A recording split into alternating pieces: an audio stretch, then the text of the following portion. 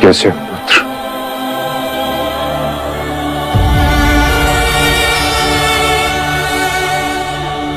ये क्या पिताजी, आपकी आंखों में आंसू? आपके ये आंसू मेरे लिए मेरे प्राणों से भी अधिक अनमोल है पिताजी।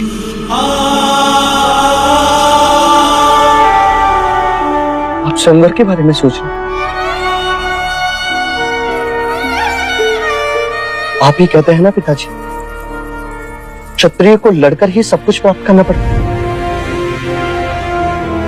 तो मैं क्षत्रिय हूं। यदि स्वयंवर में गोपा को अर्धांगिनी बनाना है तो मैं प्रतिस्पर्धी हूं। परंतु तुम्हारी ये चोट,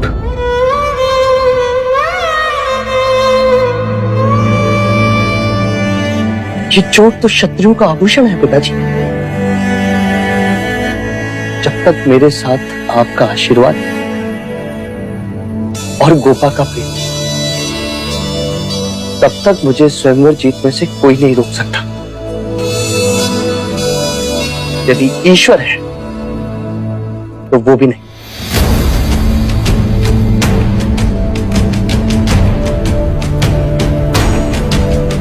यशस्वी भव।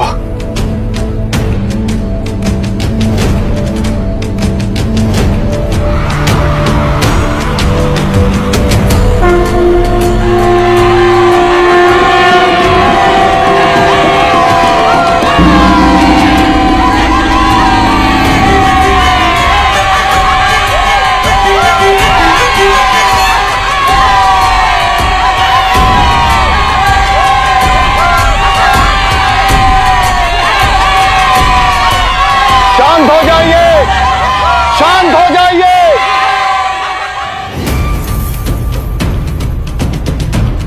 शाक्यों के इस युवान उत्सव के अंतिम दिन महाराज दंडपाणि ने अपनी पुत्री यशोधरा के स्वयंवर की घोषणा की है।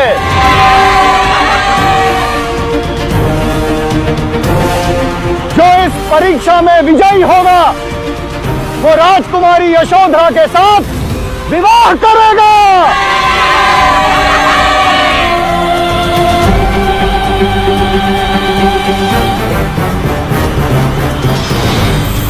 आपने देवदत्त को समझा दिया है कि उसे क्या करना है?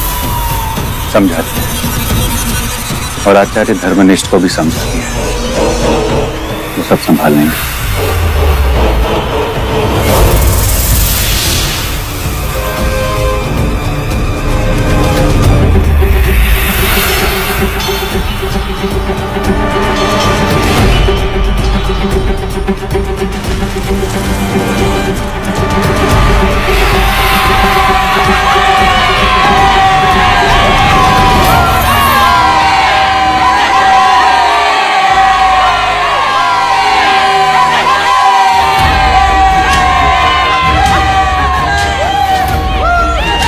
मैं आप सबका स्वागत करता हूं। मैं अपनी पुत्री यशोधरा का विवाह एक योग्य क्षत्रिय के साथ कराना चाहता हूं। इसलिए मेरी परीक्षा की कसौटी पर जो भी उत्तीर्ण होगा उसी राजकुमार के साथ राजकुमारी यशोधरा का विवाह होगा।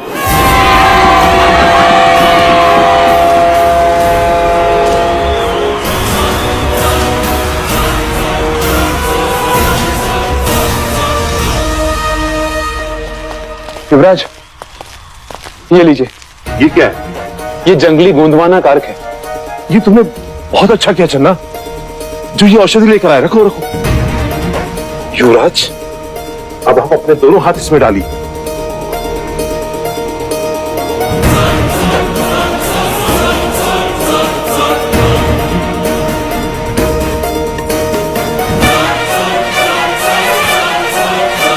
आप शीघ्र ही स्वस्थ हो जाएंगे युवराज।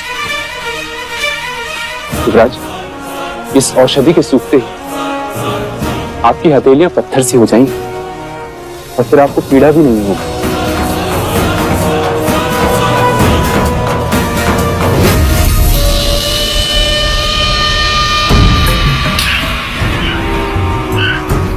देवदत्त, तुम्हें चिंता करने की आवश्यकता नहीं, क्योंकि सिद्धार्थ की उंगलियों में चोट लगी है। वो अब अपनी योग विद्या से तुम्हें बेसुध नहीं कर सकता। तुम केवल यही प्रयत्न करना, युवराज की उंगलियों के घाव पुनः हरे हो जाए। जाओ देवदत्त, जीत लो यशोधरा को।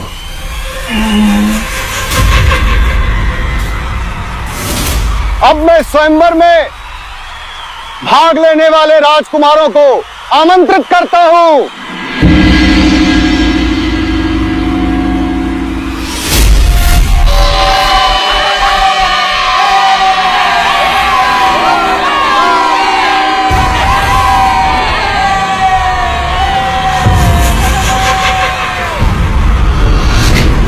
कुमार देवदत्त की, कुमार देवदत्त की, कुमार देवदत्त की, कुमार देवदत्त की, कुमार देवदत्त की, कुमार देवदत्त की, कुमार देवदत्त की, कुमार देवदत्त की।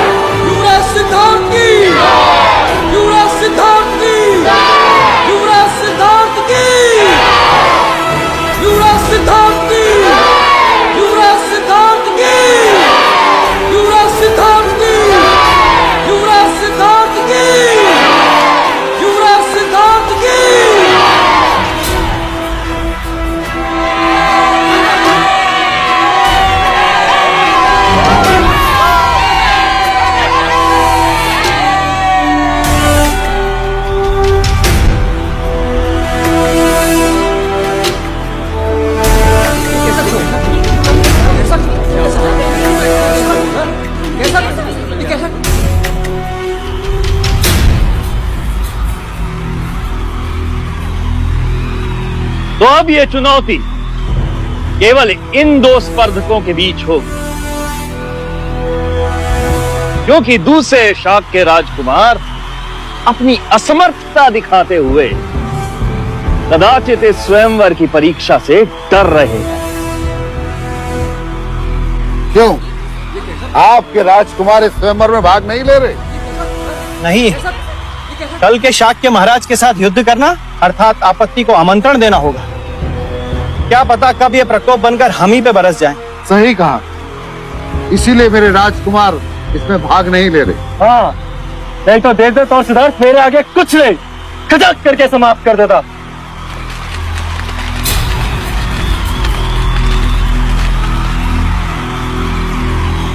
कुमार देवदत्त और युवराज सिद्धार्थ के समक्ष रखे इन घड़ों में एक एक अंगूठी रखी गई है। जो भी पहले अंगूठी ढूंढ निकालेगा वही स्वयंवर की परीक्षा निश्चित करेगा। सिद्धार्थ के घड़े में अंगूठी है ही नहीं।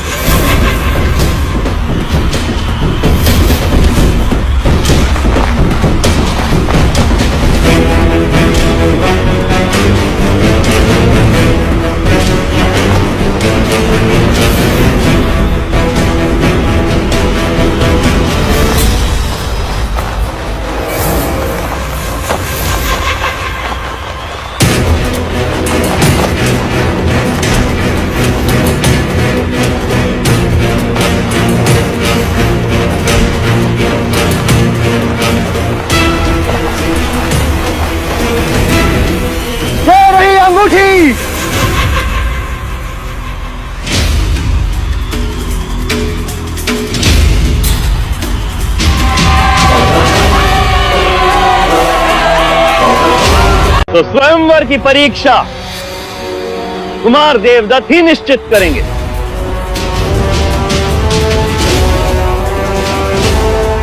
राजकुमार देवदत्त, कहिए।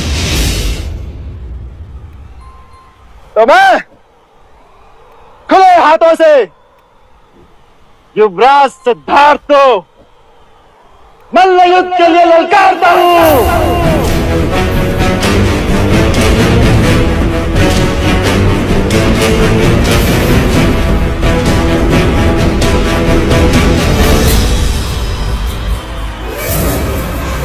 और इसमें कोई नियम नहीं होगा।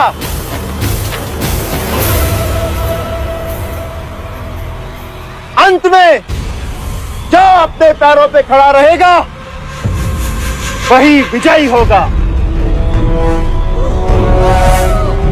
और वही राजकुमारी यशोधरा की वरमाला का अधिकारी होगा।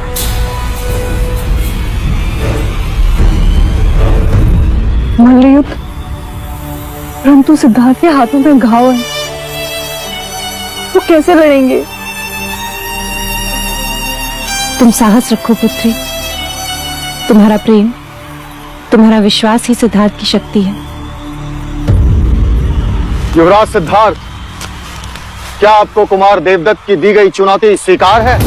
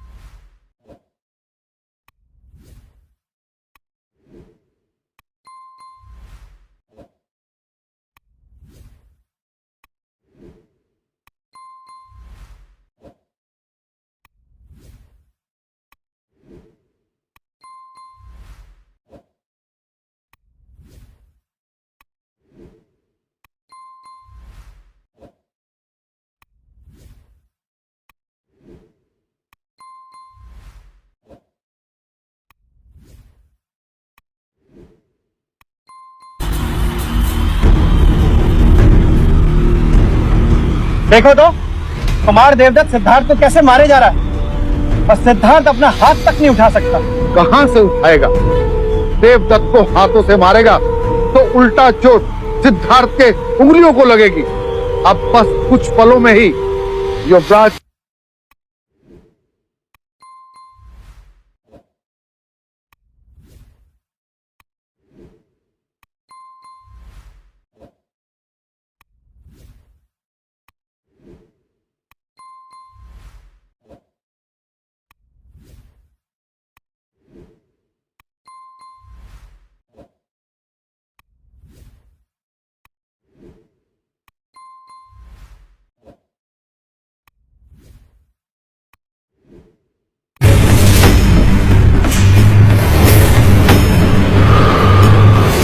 बस कुछ देर और, एक बार ये औषधि सूख जाए।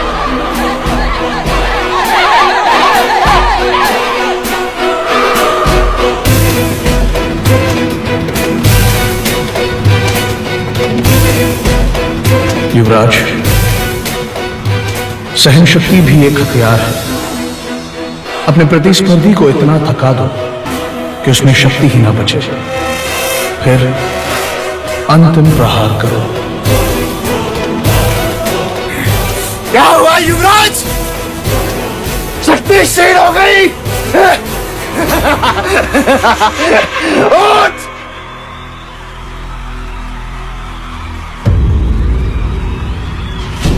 तो आप भी हो ज्येष्ठ। अरे अब भी समय है सिद्धार्थ, अपनी पराजय स्वीकार कर ले और बाहर हो जाओ स्वयंवर से, अन्यथा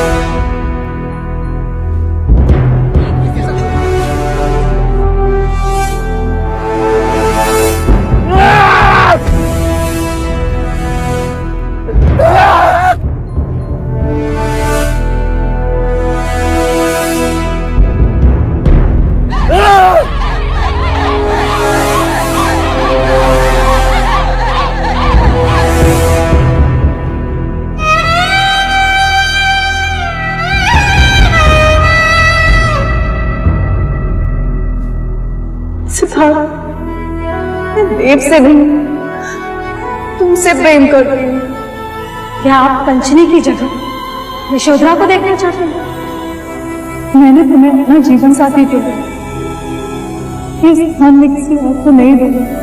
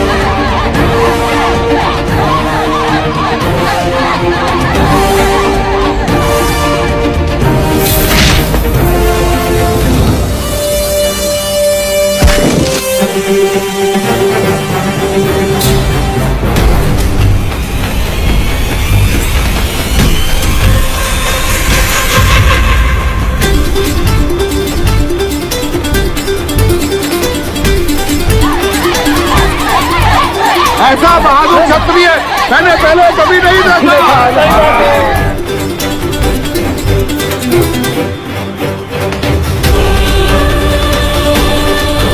इस औषधि के सूखते ही आपकी हथेलियां पत्थर से हो जाएंगी और फिर आपको पीड़ा भी नहीं होगी।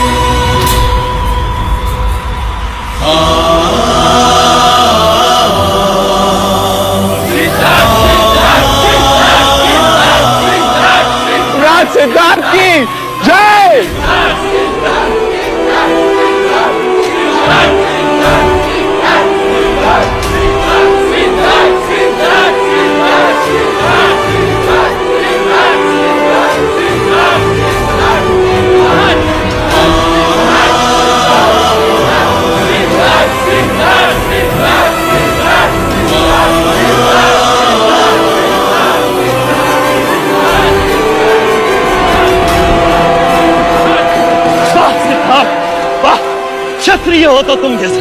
यशोधरा ने सत्य कहा था कि सिद्धार्थ ही जीतेगा।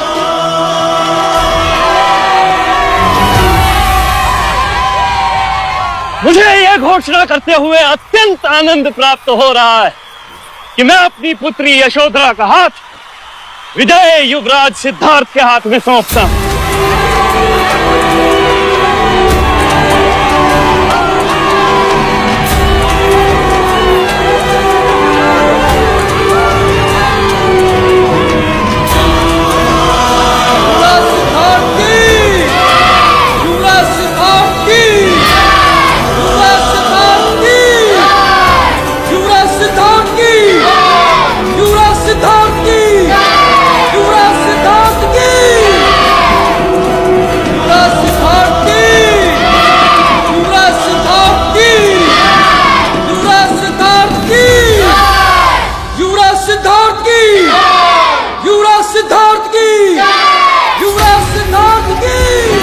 यशो, यशो, यशो, यशो।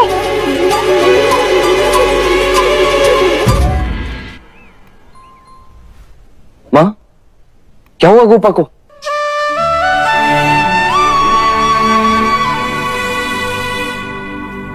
बताइए ना। रोशिका, जाओ जाकर राजवैद्य को बुला के लाओ। जी।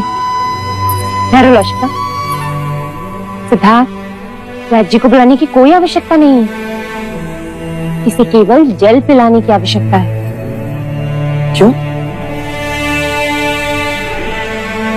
क्योंकि जिस दिन से तुम घायल हुए हो, इसने अंजल त्याग दिया है।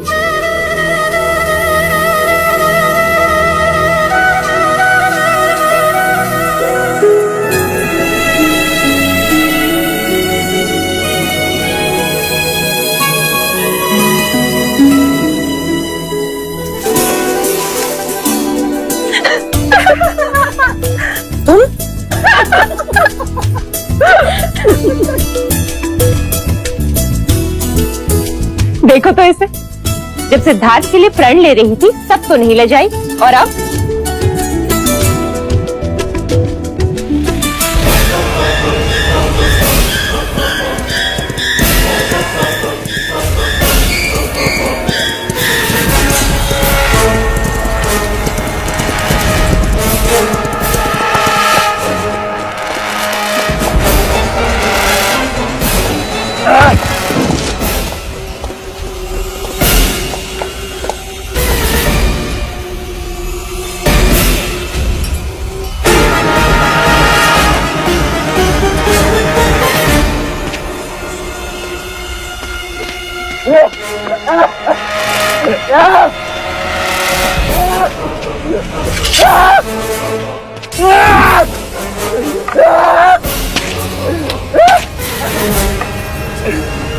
तू ईश्वर, तो बता,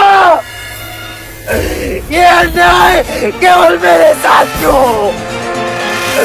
केवल मेरे साथ क्यों?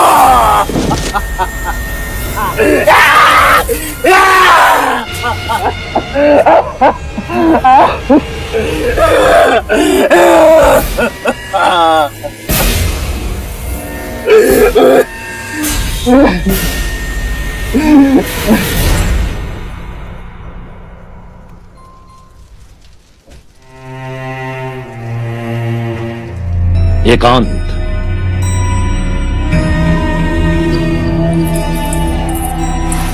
अरे राजा द्रोणोदन, आप कब आए?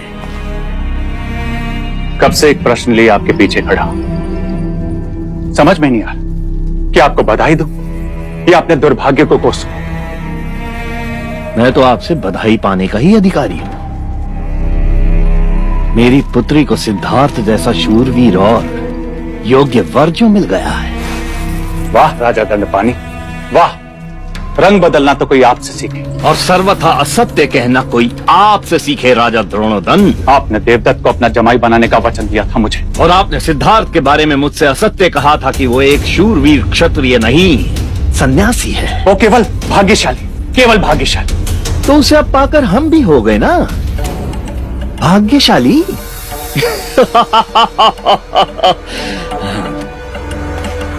आप दिल छोटा ना कीजिए, मैं आपके दर्द को समझता हूं, किंतु आप ही ने तो कहा था ना कि महाराज शुद्धोदन के लिए सिद्धार्थ और देवदत्त एक समान है, तो अब आप भी ऐसा ही समझ लीजिए। आइए उत्सव का आनंद उठाते हैं। आइए, अरे आइए ना।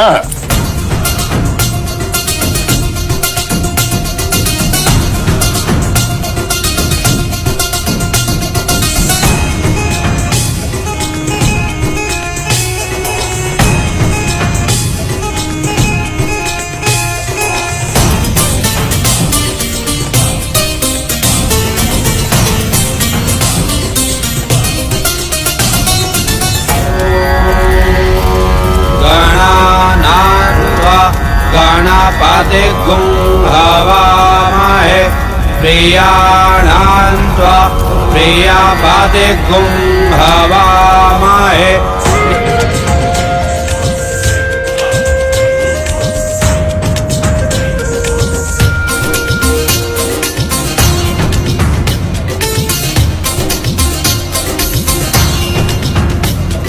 रुद्रभामिनो वदीरे अविद्मन्ता सदमित्वा हवामहे स्वाहा।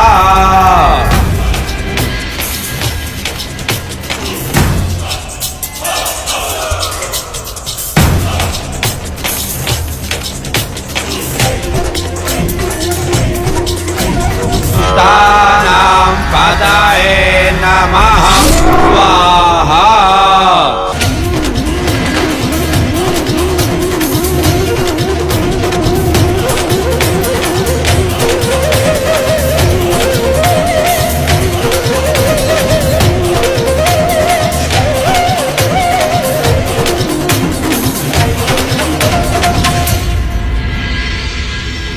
सत्य कथा पुरुषार्थ कथा सुनो सुनो सिद्धार्थ। ये आदेश और सेनापति। कौशल नरेश महाराज प्रसन्नजीत का यह विजयी अश्व जिस जिस राज्य में यात्रा करेगा उस राज्य को कौशल का आधिपत्य स्वीकारना होगा। अश्व को रोकने का अर्थ कौशल की सेना से युद्ध करना होगा, अर्थात अपना अस्तित्व मिटाना होगा।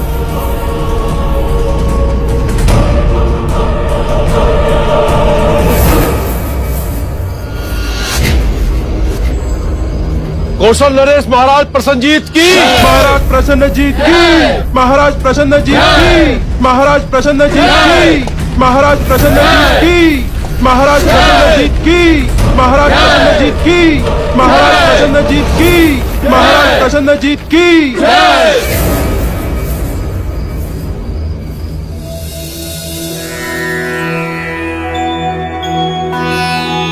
गुरुदेव, विवाह का जो सबसे सर्वश्रेष्ठ मुहूर्त हो वो ही निकालिएगा। हाँ गुरुदेव, सिद्धार्थ और यशोधरा के विवाह की बात है। गुरुदेव, जो भी सबसे पहला मुहूर्त हो वही निकालिएगा। हमारी यशोधरा इस विवाह को लेकर बहुत उतावली है।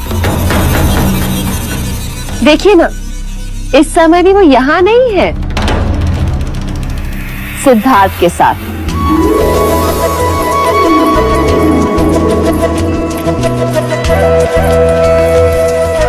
सिद्धार्थ, क्या कर रही हो बेटा? तुमसे बदला ले रही हो। अरे वो तो पैसे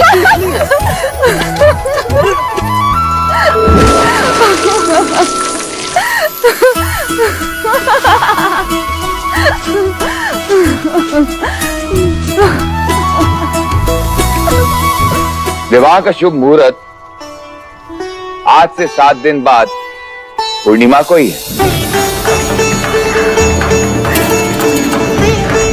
बधाई हो, बधाई हो, बधाई हो, बधाई हो महाराज, बधाई हो, बधाई हो दीदी, बधाई हो, बधाई हो, बधाई बधाई हो महाराज, बधाई हो, बधाई हो। अनुज, आज कपिल वस्तु नगर में मिठाइयां बांटो, बजाओ गगन ढोल, घोषणा करो कि कल से 7 दिनों तक सारा कपिल वस्तु और देवदा विवाह के बाराती होंगे। अवश्य। ऐसा आमंत्रण तैयार करो कि भारतवर्ष का कोई भी राजा युवराज के विवाह में आने का लालच रोक न सके। इस बार कौशल नरेश, प्रसन्नजीत, मगध नरेश, महाराज बिंबिसार और वैशाली के लिच्छवी सारे एक साथ कपिल वस्तु के अतिथि होंगे। बधाई हो।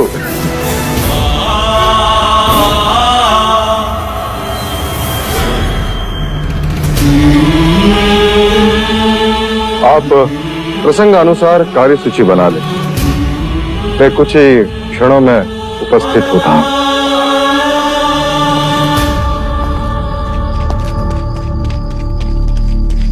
महाराज, गुप्तेर आर्यक का प्रणाम स्वीकार करें।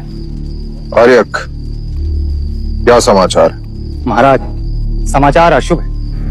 कौशल नरेश प्रसन्नजीत ने अश्वमेघ यज्ञ पूर्ण कर लिया और प्रयत्न पूर्वक उस अश्व को शाक्य गणराज की ओर धकेला जा रहा है। कोई पर्याय? केवल दो, या उनके आधिपत्य को स्वीकार करें या फिर युद्ध। तो फिर युद्ध ही होगा। अपने गुप्तचरों को चौका न करो और उनके अश्व की दिशा पर हर समय दृष्टि बनाए रखो। इस समय उनका अश्व कपिल वस्तु से कितनी दूरी पर? 7 दिवस की दूरी पर है महाराज। 7 दिवस। विवाह का शुभ मुहूर्त आज से 7 दिन बाद पूर्णिमा को ही।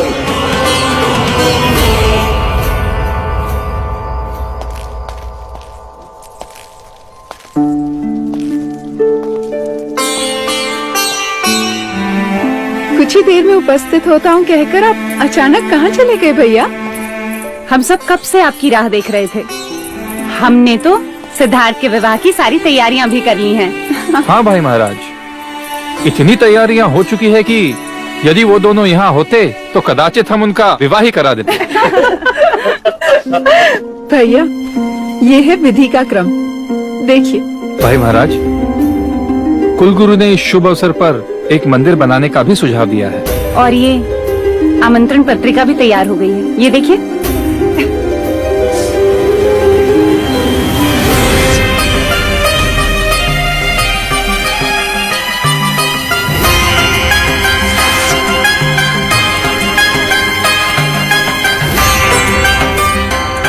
देव, आमंत्रण विवाह का नहीं, युद्ध का होगा। स्वागत के स्वर नहीं, युद्ध के नगाड़े बजेंगे।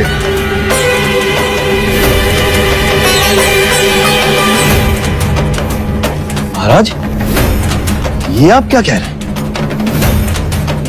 कौशल नरेश प्रसन्नजीत ने अश्वमेघ यज्ञ किया है और वह अश्व शाक्य गणराज्य की ओर आ रहा है। राजा दंडपानी, हमें विवाह स्थगित करना होगा।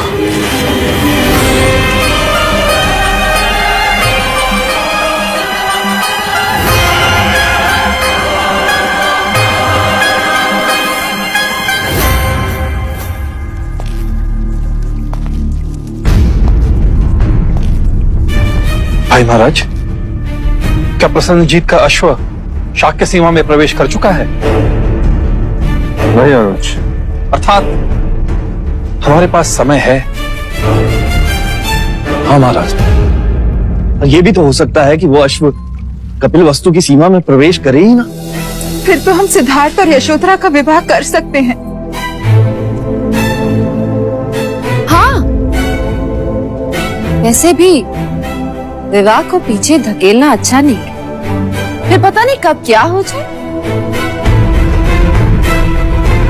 जब निर्णय लिए जा रहे हो मंगला, तब दूसरों के मन में दुविधा उत्पन्न करना अच्छी बात नहीं। अमिता, मैं तुम्हें वचन देता हूं, विवाह होगा, अवश्य होगा, धूमधाम से होगा, परंतु युद्ध के पश्चात। युद्ध में कोई अनहोनी हो गई तो फिर से स्वयंवर तो नहीं होगा ना? और फिर यशोधरा का हाथ कौन थामेगा? मंगला दीदी, यदि आप शुभ नहीं बोल सकती तो अशुभ भी ना बोले। लो, अब अपने ही अपनों की चिंता नहीं करेंगे तो कौन करेगा? यदि आपको मेरी बात इतनी बुरी लगी तो अब से मंगला कुछ नहीं बोलेगी, बस चुप रहेगी।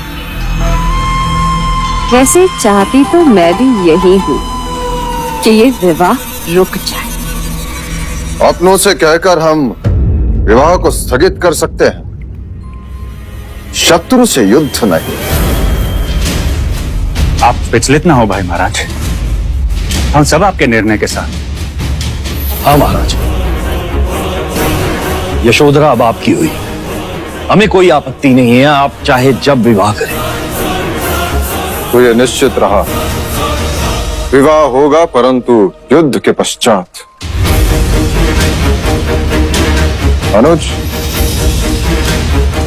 महामंत्री से कहकर कल शाक्य राजाओं की बैठक बुलाओ। अवश्य भाई महाराज।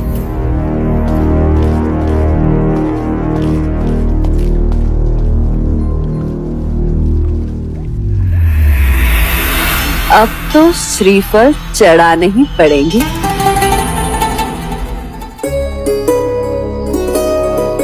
सिद्धार्थ, तुम मुझे सदा बेसुध ही रहने देते। क्यों? तुम्हारा ध्यान मेरे पास तो रहता।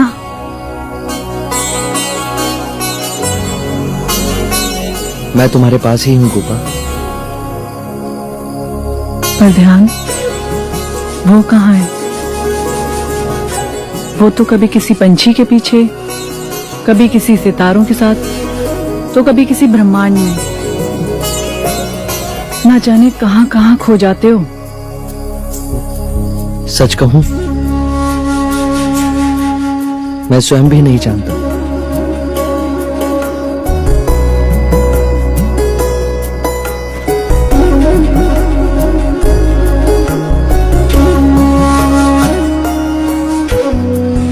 ये क्या कर रही हो? स्वयं को तुमसे बांध रही हूं। क्यों? कहीं मेरी आंख लग गई और तुम चले गए तो? लो, अब गांठ बांध ली है। अब तुम 7 जन्मों तक मेरे साथ ही रहोगे।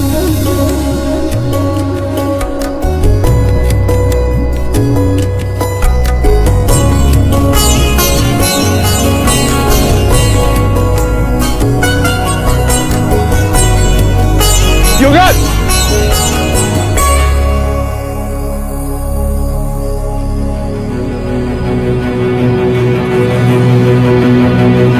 युवराज! चंदा, युवराज, एक अशुभ बात हो गई। क्या हुआ? आपका विवाह कुछ दिनों के लिए स्थगित कर दिया गया है।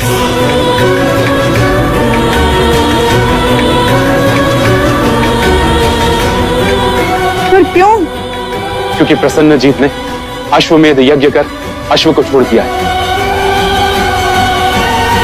कपिल वस्तुएं अश्व के आते ही युद्ध होगा।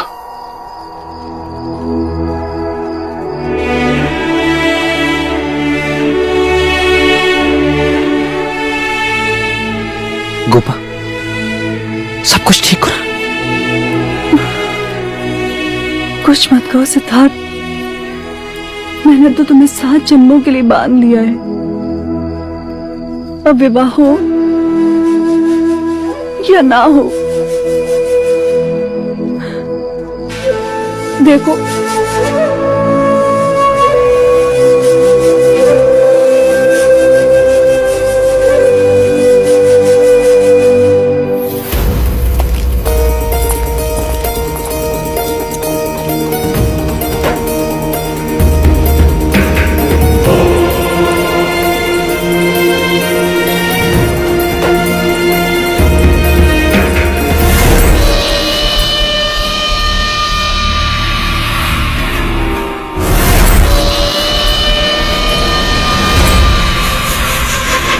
मेरा रास्ता छोड़ो। कैसे छोड़ दूं? रास्ते में तुम जो मिल गई हो, तुम्हें कैसे छोड़ दूं? मुझे तो लगा था कि अब तुम कभी मेरे सामने नहीं आओगे। क्यों? स्वयंवर की पराजय ने मुझे काला कर दिया है तुम्हारा। माना कि मैं स्वयंवर में पराजित हुआ, परंतु मेरा भाग्य पराजित नहीं हुआ है अभी। अर्थात स्वयंवर के बाद ना तो कौशल से युद्ध का ये शुभ समाचार मिलता, ना तुम्हारा विवाह रुकता, और ना मुझे ये सुनहरा अवसर मिलता। कैसा अवसर? युद्ध में शत्रु पे उठी हुई तलवार के बीच कोई अपना भी तो हो सकता है।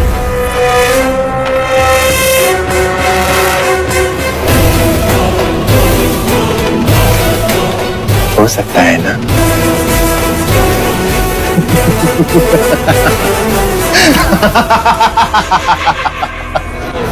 शांत हो जाइए, शांत हो जाइए। हम पहले केवल एक ही उत्सव मनाने वाले थे, परंतु मां अभ्या की कृपा से अब हम 2 उत्सव मनाएंगे। एक प्रसन्नजीत को पराजित करने का और दूसरा सिद्धार्थ के विवाह का। वैसे आप सारी परिस्थिति से अवगत हैं। यदि प्रसेनजीत हमारी देश की ओर देखेगा तो उसे मुंह की खानी पड़ेगी। हमें एक होकर युद्ध करना होगा और उसके अश्व को रोकना होगा। और उसके अश्व को ना रोका तो उसका अर्थ यह होगा कि हमने कौशल का आधिपत्य स्वीकार कर लिया। हमारे पास केवल 2 ही पर्याय है, कौशल का आधिपत्य स्वीकार करें अथवा उनसे युद्ध करें। महाराज, कौशल हमसे अधिक शक्तिशाली है, उसके पास हमसे अधिक शस्त्र है, अधिक सैन्य है और अधिक अश्वबल भी महाराज। परंतु हमारे जैसा साहस नहीं। हमारा एक एक शाक्य योद्धा उनके 10-10 योद्धाओं पर भारी है। मेरा प्रस्ताव है कि हम सबको शांत होकर इस पर विचार करना चाहिए। महाराज, यदि हम प्रसन्नजीत की मित्रता स्वीकार लें तो? मित्रता या पराधीनता? नहीं चलेगा। शांत हो जाइए, शांत हो जाइए। महाराज, इससे हम धन और जान की हानि होने से बच सकते हैं। यदि वो हमारे अपने प्रदेश में हमारा अधिकार सुरक्षित रखता है तो इसमें हमें आपत्ति क्या होनी चाहिए? बलशाली मित्र कौन नहीं चाहता महाराज? अर्थात मित्रता के नाम पर हम उनके दास बन जाए? ये मत भूलिए राजा दंडपानी, शाक्य देश एक आदर्श गणराज्य है और उस पर कोई और राज्य करे ये स्वप्न भी नहीं होने देंगे हम। नहीं होने देंगे। क्या आपको युद्ध से भय लग रहा है राजा दंडपानी?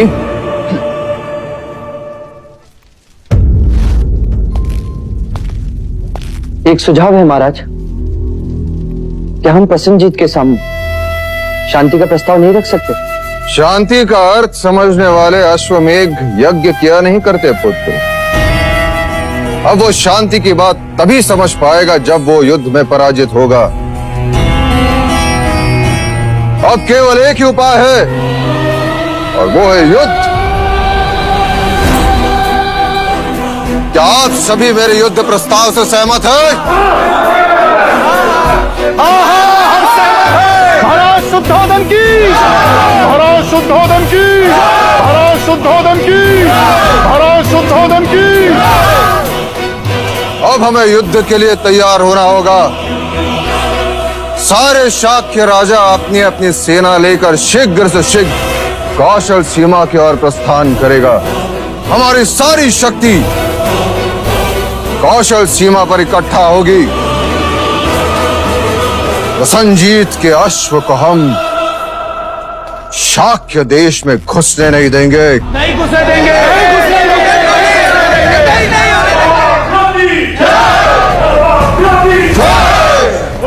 आपके कुल की, आपके कुल की।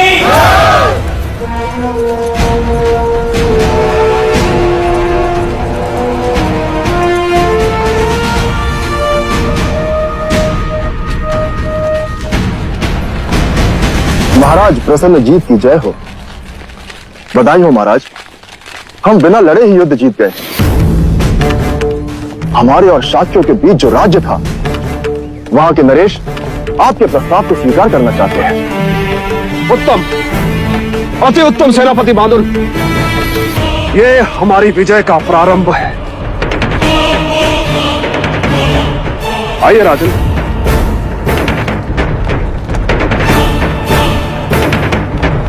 तो क्या आपको कौशल का आधिपत्य स्वीकार है? जी महाराज।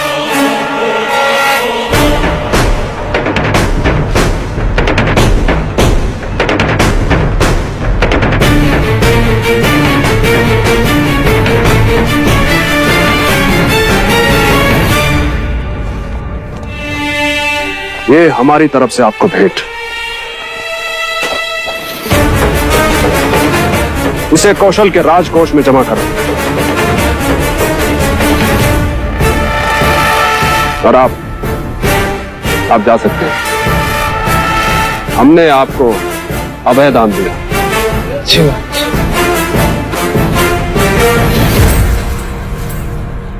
मुझे ऐसे छोटे छोटे राज्य नहीं, बड़ा देश चाहिए। हमारा अगला लक्ष्य है शाक्य देश, कपिलवस्तु।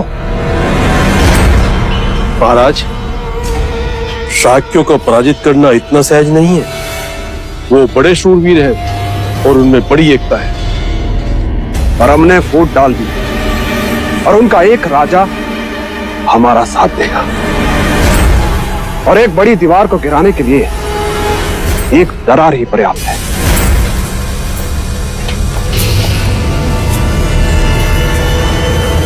गुप्तचर, हमारा ये संदेश उस राजा तक पहुंचा दो। वो अपनी सेना को शुद्धोधन की सहायता के लिए नहीं भेजेगी। और हाँ, उनसे कहना कि कौशल का साथ देने पर हम उनसे अच्छी तरह से मित्रता निभाएंगे। जी महाराज।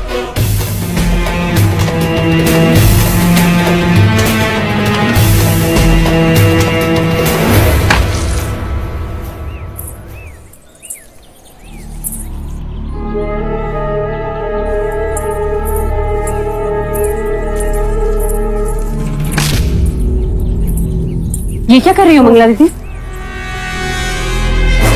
इतने सारे श्रीफल? पूरे 10 सैकड़े। पर किस लिए? क्योंकि इतने जाप जो करने हैं। जाप? पर क्यों? जो काम आपको करना चाहिए महादेवी, वो मैं कर रही हूँ। मानो आई बला को टाल रही हूँ। कितना बड़ा अपशगुन है कपिलवस्तु के लिए। अपशगुन? कैसा अपशगुन? शाक्य कुल की औरतें बातें करने लगी। मुझे अच्छा नहीं लगा, पर तो क्या करूं? तो नाम लेने से भी डरती हूं।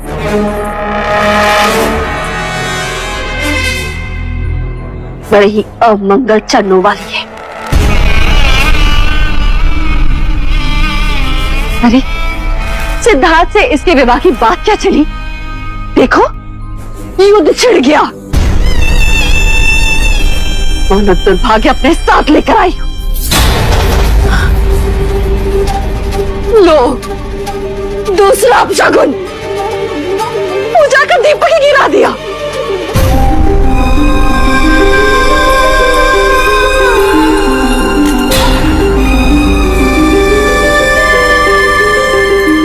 यशो,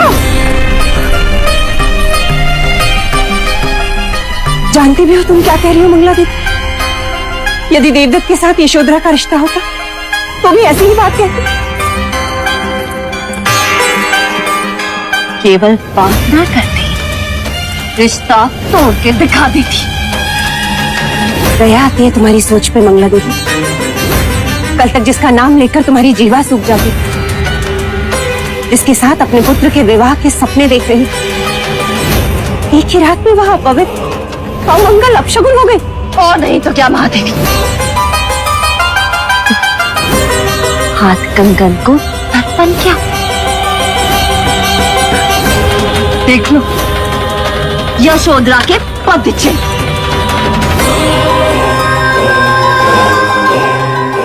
कहते हैं बहुएं कुमकुम वाले पद लेकर चौखट पर आती है, पर ये तो रक्त रंजित पद लेकर आई है।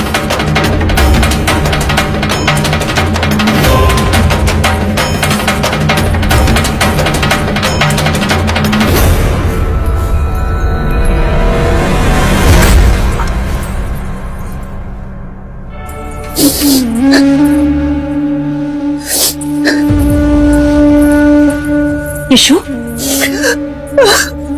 बुआ, आप जो प्रायश्चित कहेंगी मैं करूंगी। मैं नहीं चाहती कि मेरे कारण प्रजा या राज्य पर कोई भी विपदा आए। अगली, ये कैसी बातें कर रही है तू? जिसको जो कहना है वो कहे, पर मेरे लिए तो तू बड़ी भाग्यवान है जो मेरे पुत्र को समझती। और तो देखना, एक दिन यही मंगला दीदी पछताएंगी अपने विचारों पर, जब उन्हें ये पता चलेगा कि हम युद्ध जीते। तो और देखना, इसी चौखट पर वो तेरी आरती उतारेंगे तो मैं उनसे कहूंगी, है मेरी बहू से बड़ा कोई शगुन? वाह,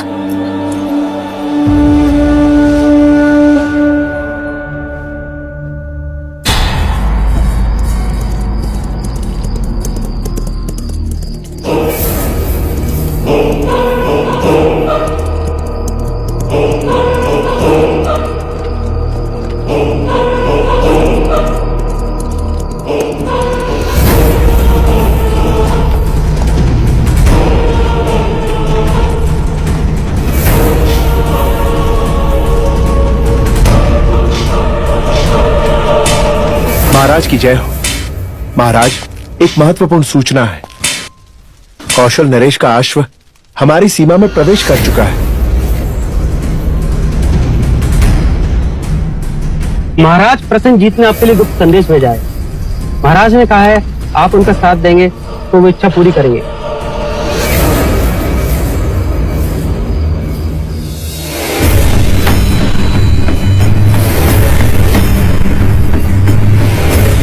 हमें प्रसन्नता हुई। अपने महाराज से जाकर कह दो कि उनकी मित्रता हमारे लिए प्राणों से भी अधिक है। उनके आदेश का पालन हो। जी।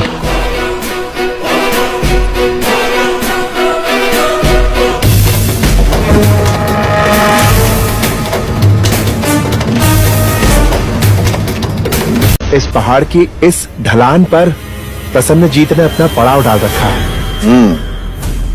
इसका अर्थ यह है कि उन्होंने हमारे सीमा में प्रवेश नहीं किया। पर महाराज, उसका अश्व हमारी सीमा के अंदर है और वो प्रतीक्षा कर रहा है कि किस समय हम उसके अश्व को पकड़ते हैं। भाई महाराज, हमारे सारे शाक्य राजाओं की सेना इस पहाड़ी की दूसरी छोर यहाँ इकट्ठा हो रही है। हमारी सेना कब तक एक हो जाएगी? मात्र 2 दिन में महाराज। और प्रसन्नजीत से हम किस स्थान पर युद्ध करेंगे? हम उसे इस जगह पे चुनौती देंगे। उसका अश्व हम यहाँ पकड़ कर बांधेंगे। महाराज, आपको यहाँ नहीं, इस छोटे मैदान के पास सामना करना चाहिए। क्यों? इस मैदान में लड़ने का क्या कारण? यहाँ तो सेना उलझ जाएगी। महाराज, इस छोटे मैदान के चारों ओर ढलान है और यहाँ जाने का सिर्फ एक ही रास्ता है। बाकी सारे रास्ते छोटे हैं और ऊपर से नीचे की ओर है। हमारी सेना यहाँ ऊपर होगी और उनके नीचे। इस तरह उन्हें लड़ते हुए ऊपर चढ़ने में कठिनाई होगी और इसका ये लाभ होगा, कौशल की बड़ी सेना का एक साथ सामना भी नहीं करना पड़ेगा। अर्थात महत्वपूर्ण युद्ध इस खाई में होगा। उनके लिए खाई, हमारे लिए चोटी। यानी शत्रु की सेना नीचे और हम ऊपर। हमारा निशाना उन पर अचूक लगेगा महाराज। और प्रसन्नजीत की सेना को भारी नुकसान। इतनी बड़ी सेना से लड़ने के लिए ये बड़ी अच्छी रणनीति है भाई महाराज। बधाई हो सिद्धार्थ, बधाई हो क्षत्रिय। बधाई मुझे नहीं, आचार्य कौंडिन्य को देनी चाहिए। उन्होंने ही हमें यह नीति सिखाई और साथ ही हमें यह भी सिखाया कि जहां तक हो सके युद्ध को रोक देना चाहिए, क्योंकि युद्ध केवल विनाश अर्जित करता है।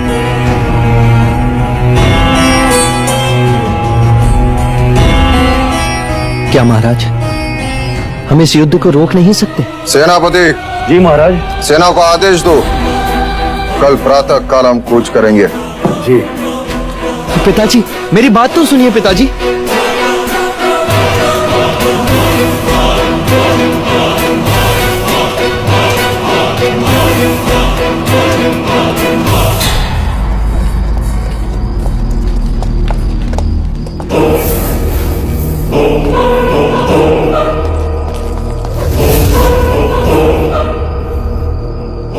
कौन है तो?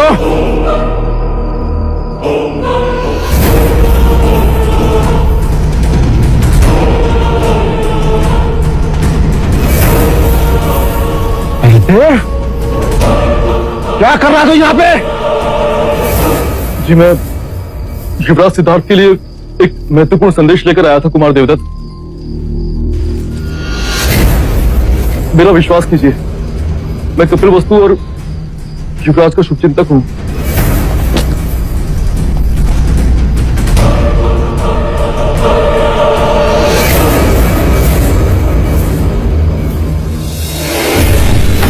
तो कौशल का गुप्तचर राजा दंड पाने के लिए ये महत्वपूर्ण संदेश लाया था।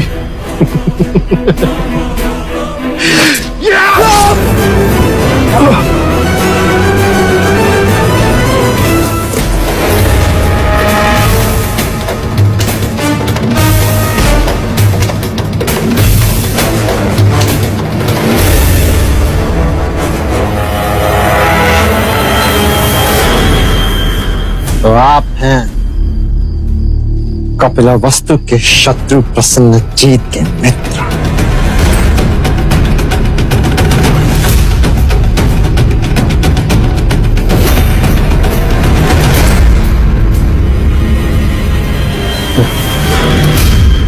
और तुम हो अपने ही घर के भेदी। देवदत्त, मैंने तो केवल अपनी महत्वाकांक्षाओं को पाला है, किंतु तुमने और तुम्हारे पिता ने तो कई बार अपने ही भाइयों को मारने का प्रयत्न किया है। क्या हो राजा दंडपानी, यदि ये संदेश मैं महाराज शुद्धोधन को दे दूं?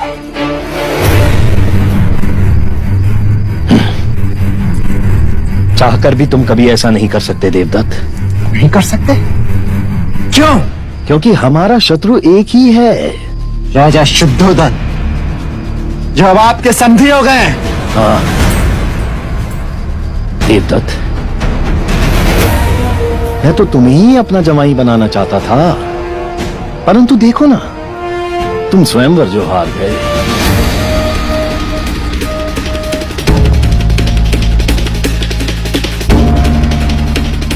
देवदत्त, तुम मेरी सहायता करो और मैं तुम्हारी करूंगा। ये कौशल राज के गुप्त संदेश की बात हम तक रहे, बस।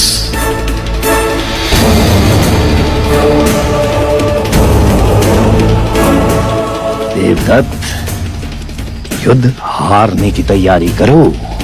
और समझा नहीं? मैं समझाता हूं।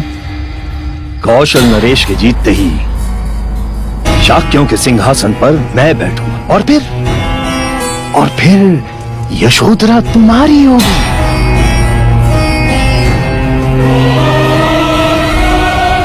और फिर मैं तुम्हें अपना उत्तराधिकारी घोषित कर दूंगा। तुम्हें देवदत्त।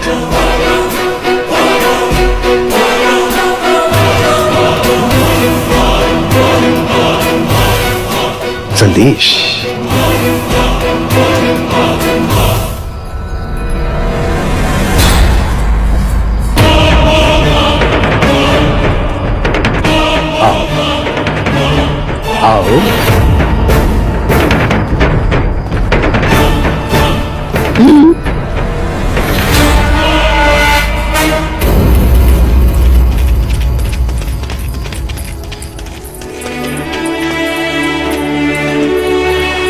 बलदेव,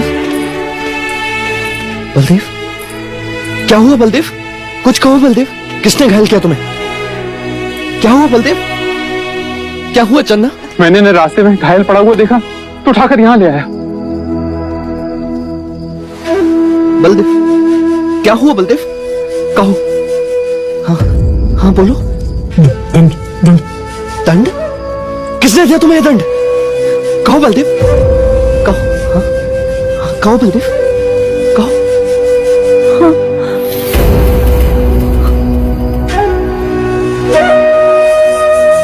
बोलो। पानी लाओ।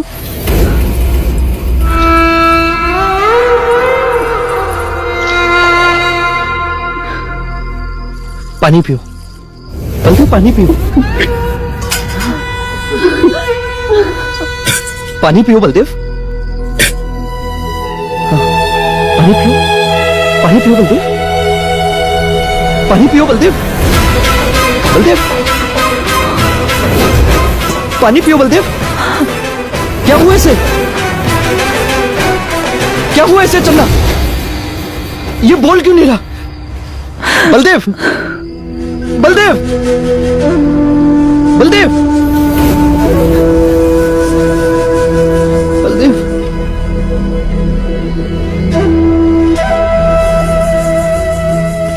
कहो चन्ना, क्या हुआ इसे? अब ये कभी नहीं बोले। कभी नहीं बोलेगा?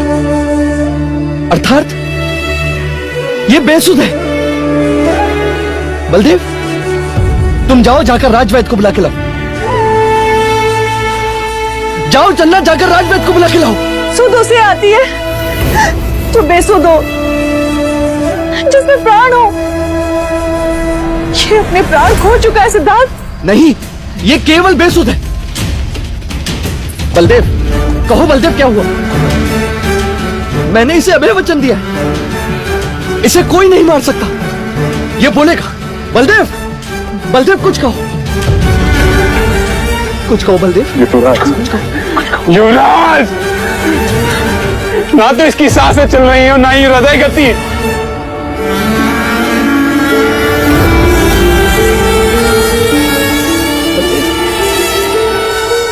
बलदेव, आंखें खोलो बलदेव, आंखें खोलो। बलदेव, बलदेव, मृत्यु अटल है युवराज। अरे तुमने ना देखा हो, तुमने अपने आचार्यों से पुराणों की कथाओं में मृत्यु की बातें सुनी होंगी।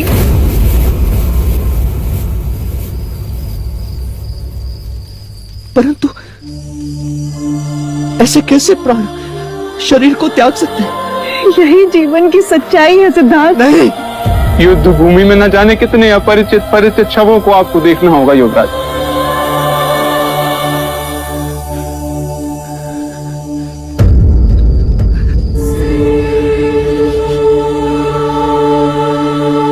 नहीं लड़ूंगा मैं युद्ध, नहीं लड़ूंगा मैं युद्ध। राज्य की रक्षा के लिए आपको युद्ध करना होगा।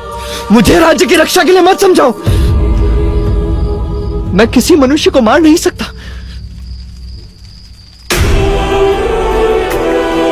ऐसे कैसे बिना मनुष्य सम्मति के प्राण शरीर को छोड़ सकते हैं? नहीं लड़ूंगा मैं, नहीं लड़ूंगा। कपिल वस्तु की आशाएं हैं आपसे, आपको युद्ध लड़ना होगा। मैं युद्ध नहीं लड़ूंगा, नहीं करूंगा युद्ध, चाहे कुछ भी हो जाए। नहीं लड़ूंगा युद्ध। तुम्हें जाना होगा। नहीं जाऊंगा मैं किसी की हत्या नहीं कर सकता। युद्ध का अर्थ केवल शत्रुओं को मारना नहीं होता, अपनों को बचाना भी युद्ध का एक हिस्सा है। तो मैं युद्ध नहीं लड़ूंगा, मैं युद्ध होने भी नहीं दूंगा। मैं युद्ध को रोकूंगा, रोकूंगा मैं युद्ध को। युवराज, तुम सब मुझे अकेला छोड़ दो, अकेला छोड़ दो मुझे, अकेला छोड़ दो। युवराज कहाँ जा रहे हैं आप? युवराज, जाने दो चलना उसे। इन्हें रोकिए, इस समय उनके किसी भी प्रश्न का उत्तर नहीं दे सकते हम, न ही उन्हें समझा सकते हैं और न ही वो समझ पाएंगे। केवल एक ही उपाय है, उन्हें एकांत में छोड़ दो।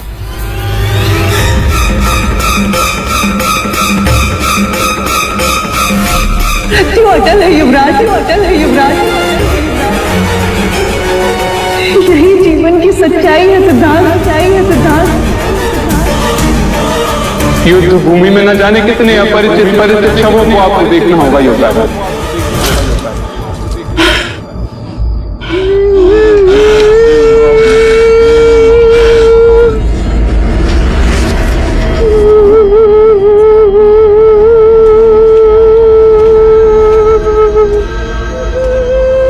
कौन हो तुम?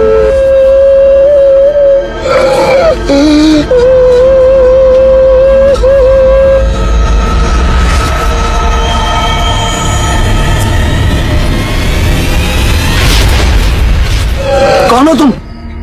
मैं तुम्ही तो हूं। तुम्हारी भावना, माया, करुणा, दया, और मैं तुम्ही में छुपा हुआ तुम हूं।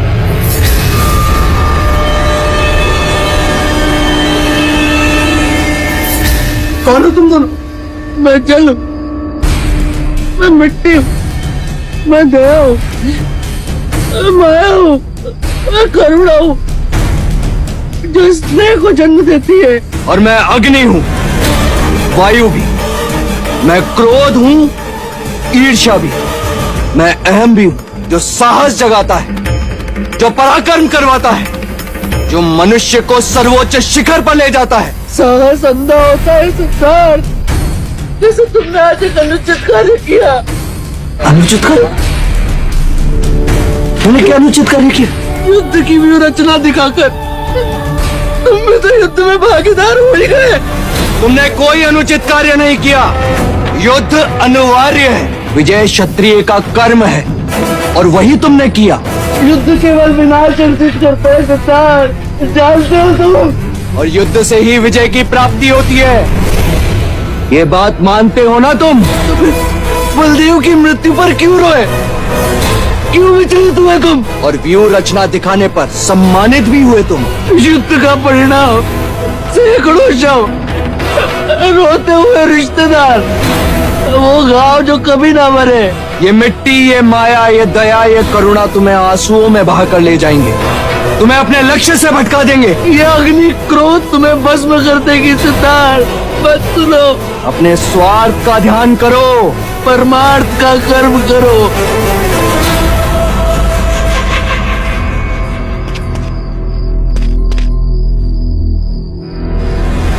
सत्य कथा, पुरुषार्थ कथा, सुनो सुनो सिद्धार्थ कथा।